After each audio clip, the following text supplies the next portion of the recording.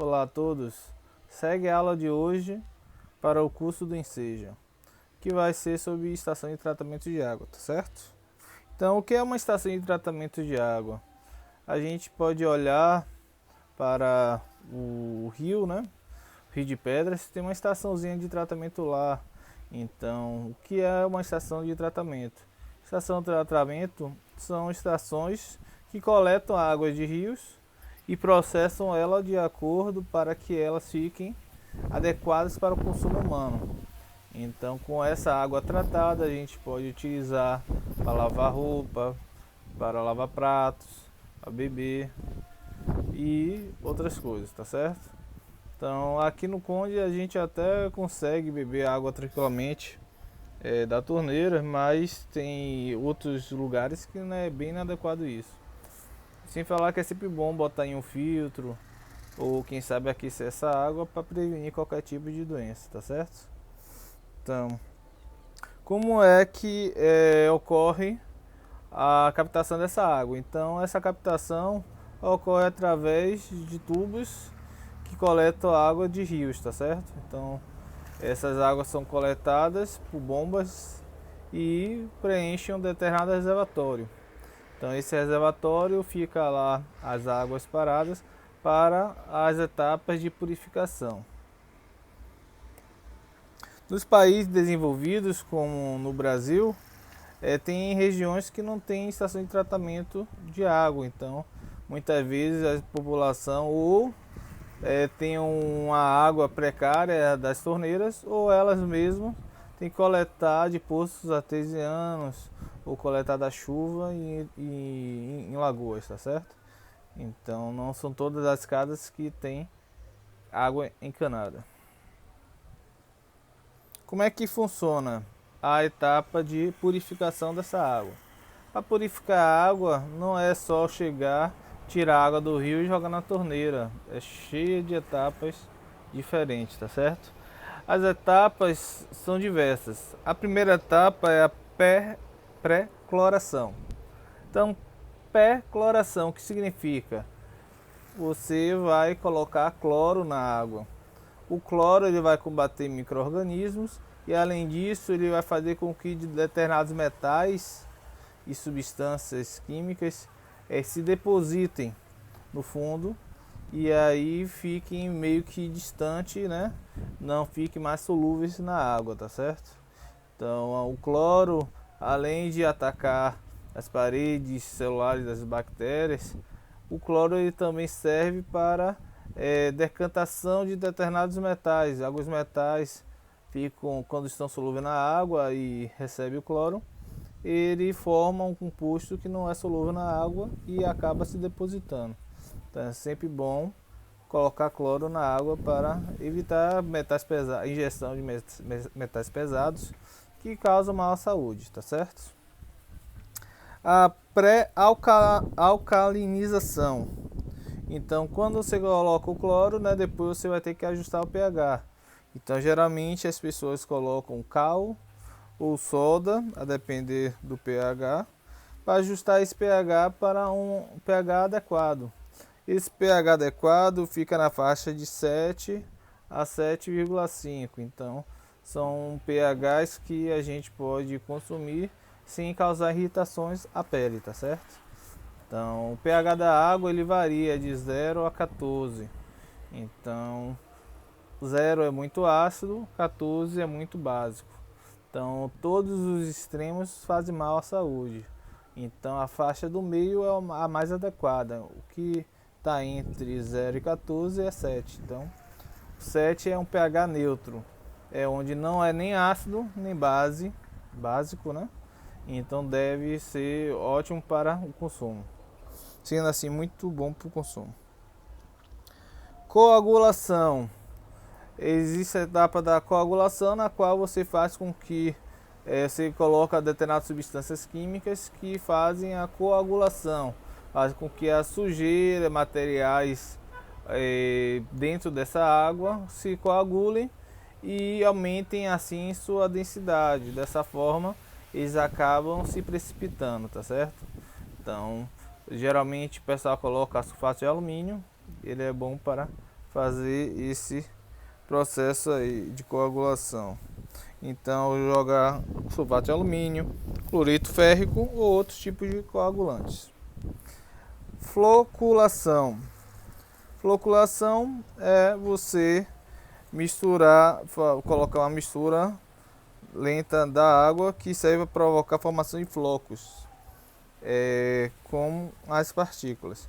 Então, para quem tem uma ideia legal do que flocos, flocos é determinado as substâncias que acabam flutuando, né, na água.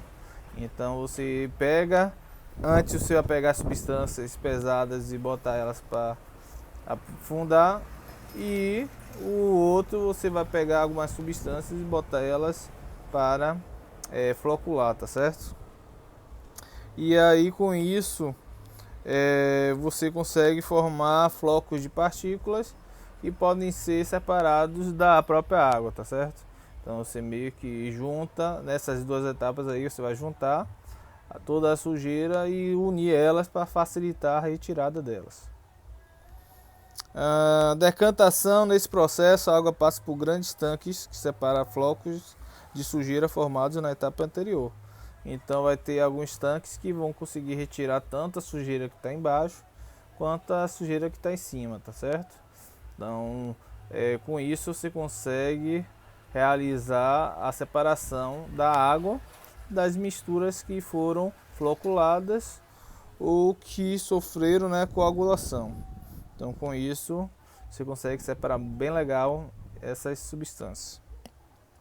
A filtração ocorre logo após, na qual você vai fazer com que essa água passe por tanques que vão ter pedras, areia e carvão antracito. Então meio que essa barreira de pedras, areia e carvão vai reter tudo que não foi retido antes. Então as coisas grandes vão ficar retidas na pedra, na areia, e as partículas menores vão ficar retidas no carvão. O carvão ele consegue captar meio que substâncias pequenininhas. Então ele é ótimo para tirar poluentes que são bem pequenos da água, certo? Pós-alcalinização. Em seguida é feita a correção final do pH da água para evitar a corrosão e inclusão das tubulações. Então, após esses processos todos, vai regularizar novamente o pH para que ele não esteja tão alcalino nem tão ácido a ponto de causar problemas nas tubulações, que geralmente essas tubulações são feitas de metais, então eles são meio que sensíveis a pHs que sejam muito ácidos, né, ou muito alcalinos. Desinfecção. É feita uma última adição de cloro no líquido antes de sua saída da estação de tratamento. Então ele garante que a água fornecida chegue isenta de bactérias e vírus até a casa do consumidor. Então, a primeira alcalinização foi para meio que retirar todos os metais que estavam presentes e matar alguns micro-organismos. E essa última, que é a desinfecção, você vai matar principalmente os organismos, tá certo? Tanto vírus quanto bactérias, tá certo? Atualmente, e já tem até um bom tempo na verdade, as águas elas sofrem um processo de fluoretação. Então você também adiciona flúor na água e esse flúor na água ajuda para prevenir cáries, tá certo? Então estudos antigos definiram que o flúor era importante para combater as bactérias da boca, né? Então atrapalha nas cáries. Hoje existem estudos meio controversos dizendo que não são tão adequados, mas mesmo assim a gente ainda continua recebendo esse flúor, né, para tratamento dentário através da água. Então, vocês também no slides que eu comentei, que eu vou botar na descrição, tem uma foto de como é uma estação de tratamento, na qual tem o edifício de pré-tratamento, tem depois decantação primária, depois tratamento biológico, decantação secundária, espessamento de lamas, digestão primária, edifício de tratamento de lamas e cogeração, a digestão secundária e gasômetro, silos das lamas, postos de transformação e edifício de exploração. Então tem várias partes, né, na planta de tratamento de água para que o processo ocorra de forma adequada. Quando a gente grava de manhã é bem normal ter zoada de moto, então peço até paciência de todos. Análise físico-química e microbiológica, né? Então, para analisar a físico-química, que é a parte que vê a cor, turbidez, pH, sabor e odor, determinação do cloro e flúor, determinação de concentração de metais como alumínio, ferro, manganês, cloro hexavalente, concentração de nitrogênio, pureza, determinação de OD e determinação de DBO e determinação de DQO, concentração de trialometano. Então deixa eu explicar um pouquinho sobre alguns desses, tá certo? Então é interessante que a água ela seja transparente, né? Então se a água tiver com coloração, indica que existe alguma substância diluída nela. A turbidez indica que se existe também até um excesso de substância ou não, né, na água. Então geralmente a gente quer uma água que não seja turva, né? O pH adequado para consumo, que fica entre 7 e 7,5. Determinação de cloro, então a quantidade de cloro geralmente é descrita como entre 2 miligramas por litro. Isso é uma quantidade bem pequena de cloro por litro, mas que quando você trabalha com a quantidade enorme de água, como na estação de tratamento, esse valor, a quantidade de cloro que se coloca é imensa, tá certo? O flúor também, para ver se vai precisar adicionar ou não. A quantidade de metais é importante para saber se está tendo contaminação, se esses metais em quantidade a mais podem causar algum tipo de problema. Também tem a questão da pureza, né, da água. A concentração de OD significa oxigênio dissolvido. Então você faz um teste que você vai quantificar quanto oxigênio tem nessa água. A determinação de demanda bioquímica de oxigênio, DBO, mostra quantos micro-organismos estão presentes na água absorvendo esse oxigênio. Então você consegue quantificar se está tendo uma demanda muito grande de oxigênio ou não. Se tiver uma demanda muito grande de oxigênio, significa que tem muitos micro-organismos nessa água, tá certo? Então é necessário você adicionar mais cloro para matar esses micro-organismos. Determinação DQO, que é a demanda química de oxigênio, refere-se a uma demanda química de oxigênio. Então você faz testes químicos a fim de ver se está tendo uma demanda, né, de oxigênio por parte química. Então esses testes são feitos aí para avaliar isso. Trialometano, então, são referentes à quantidade de halogênios, quantidade de substâncias orgânicas que misturadas com haletos, né, podem causar problemas para a saúde. Então, substâncias problemáticas. Então é sempre bom avaliar se essas águas estão livres de bactérias e micro-organismos que podem causar doenças. Então, coliformes totais, coliformes fecais, streptococcus fecais, então são geralmente bactérias que são bem comuns de ser encontradas em águas contaminadas. Então elas combatem as bactérias dentro do nosso corpo e causando problemas. Existe no nosso corpo, né, bactérias boas, né, que ajudam na digestão de alimentos. Já tem outros tipos de bactérias que quando entram no nosso organismo, elas, além de matar essas outras bactérias e atacar nossas células, pode causar morte. Então tem que ter cuidado com os tipos de bactérias que tiver presente, né, esse tipo de água. É bom determinar essas bactérias. Você pode utilizar no microscópio ou fazer cultura, né, dessas bactérias na água e ver a quantidade que está presente nela, né? Quem não tem estação de tratamento purifica a água em casa. Então uma forma de purificar a água em casa é você ferver a água, colocar a água em um jarro de barro. Esse jarro de barro ele tem propriedades de capturar substâncias nocivas, né? Então o barro ele tem uma área superficial muito grande que consegue capturar substâncias nocivas como metais pesados e outras coisas que podem causar problema. E outra coisa também é você fazer uma purificação industrial através da destilação. Então você vai pegar a água, vai esquentar essa água. Quando essa água ferver, vai formar um vapor. Você vai, através de alguma tubulação, capturar esse vapor e através de um condensador você vai condensar esse vapor e vai obter uma água purificada, tá certo? Uma água destilada. É aconselhável examinar também as águas do poço. Então vocês vão coletar a amostra, né, da água do poço, se vocês tiverem, e fazer análises. Tem uns kits que se vende na internet, que são bem baratos, que tem mais análises físico-químicas, e aí outras análises vocês podem fazer até com algumas pessoas especializadas.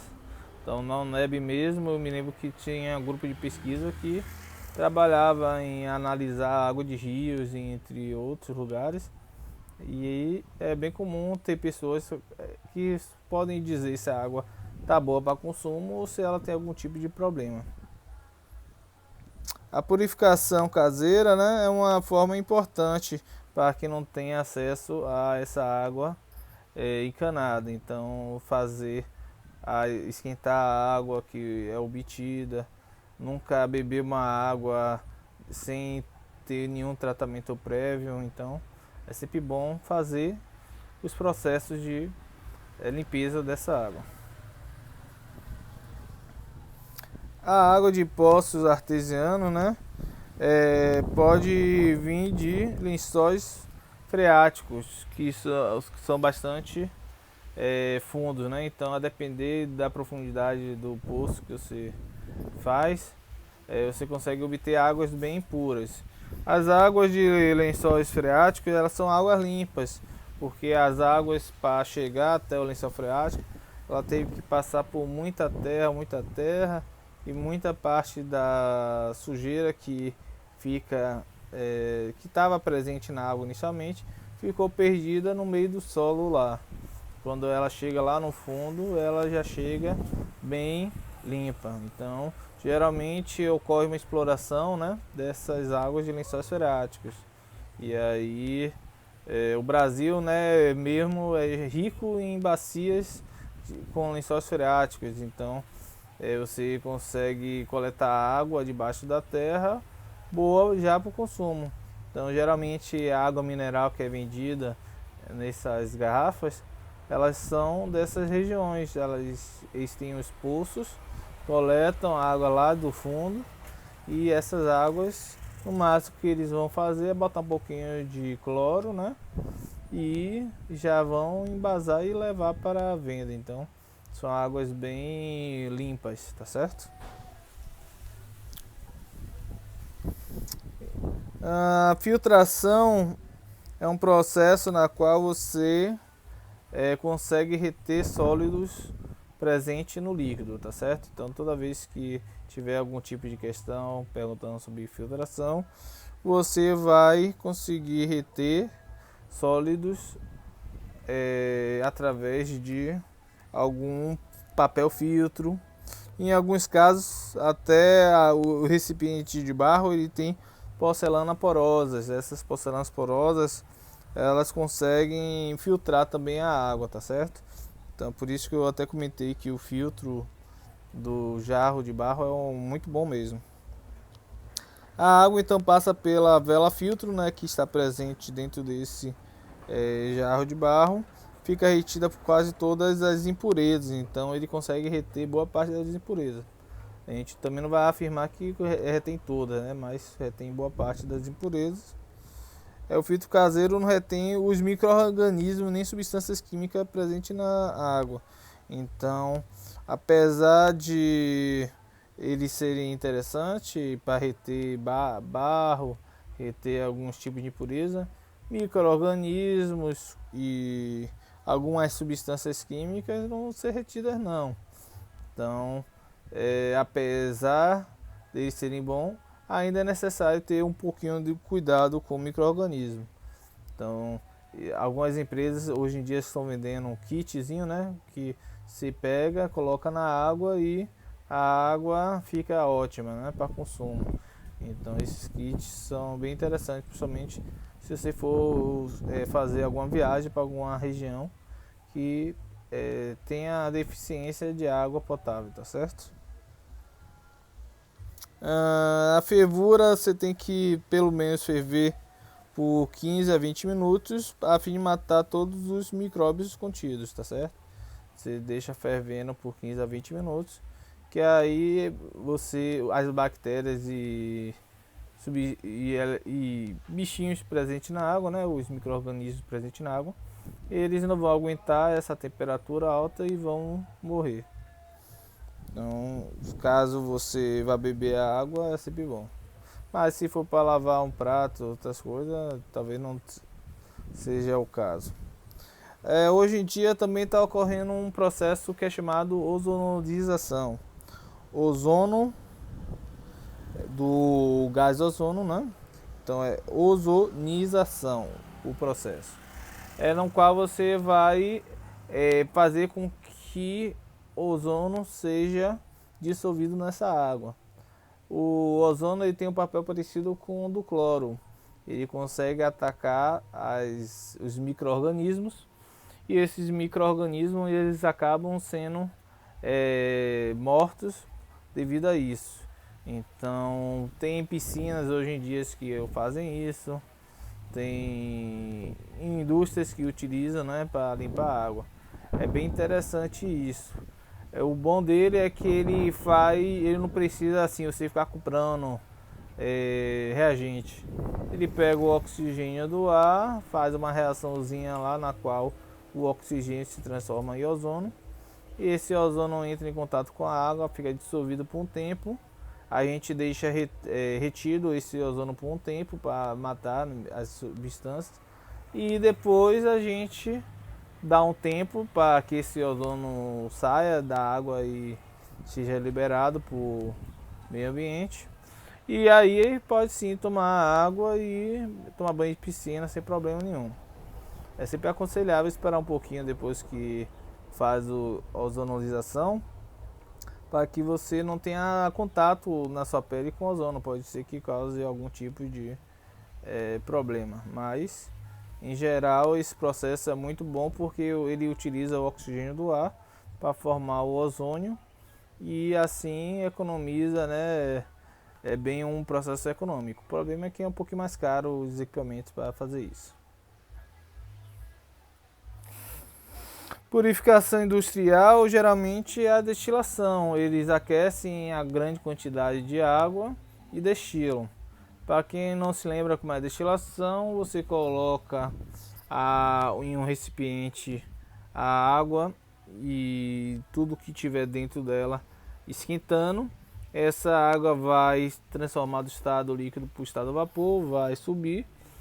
Quando chegar em um recipiente geladinho, que é o condensador, ela vai voltar a ficar líquida e vai começar a pingar fora em um outro recipiente uma água pura. Então você consegue reter todas as impurezas que estavam presentes na água ali no primeiro recipiente, e no segundo recipiente você consegue obter água pura. Então quando você quer ainda mais pura ainda, você faz várias vezes para obter água mais pura ainda. Em alguns casos, algumas pessoas também utilizam alguns equipamentos que meio que tem catalisadores ao lado deles, passa bem um fluidinho de água pequenininho, é bem mais demorado, é bem mais trabalhoso, né? Mas passa um filetezinho de água pura, dessa água pura destilada, passa o filetezinho nele. E ao redor da tubulação tem algumas substâncias que retêm metais, que retêm substâncias químicas.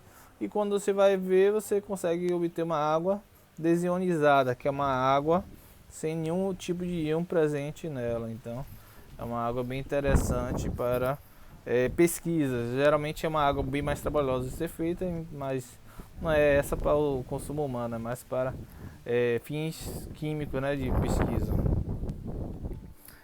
Então é interessante